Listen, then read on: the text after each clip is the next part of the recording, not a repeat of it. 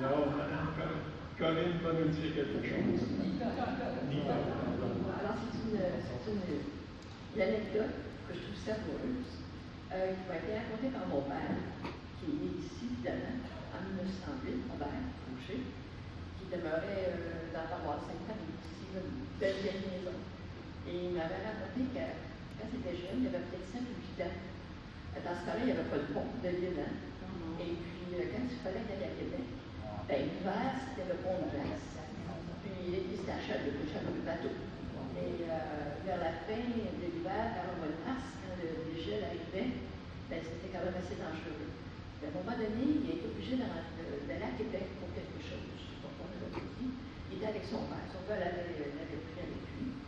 Et il était à Puyol avec le cheval. Et puis, un de ses oncles, il s'en va pour traverser sur la glace. Et à un moment donné, là, ça craquait. Et là, le pire était pour la rue de la Dépense. Je ne sais pas pourquoi, en tout cas, c'est ça qui est arrivé aussi. En fait, il semblerait que mon grand-père, à la dernière minute, de pousser son cheval, sa carriole, et puis au fond, il a abandonné la carriole et le cheval, ils sont tombés à l'eau. Et puis pour eux, ils se sont sauvés, ils sont restés sur la glace.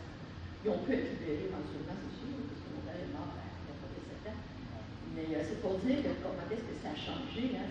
Pas de pont, mais t'es obligé de voyager comme ça, traverser comme ça. C'était des périodes très difficiles. J'en aurais d'autres, mais là, je ne me souviens pas exactement, mais c'est mon mari qui m'avait pensé à ça. Il disait, raconte-donc comment ça pouvait se passer vers 1912, 13 à peu près. Est-ce qu'il y en a qui savent de quand il y a un pont? En 1934, le pont de l'île a été inauguré. Là, ils sont en train d'en faire un nouveau, parce que c'est déjà fini. Il est déjà plus tôt. Merci.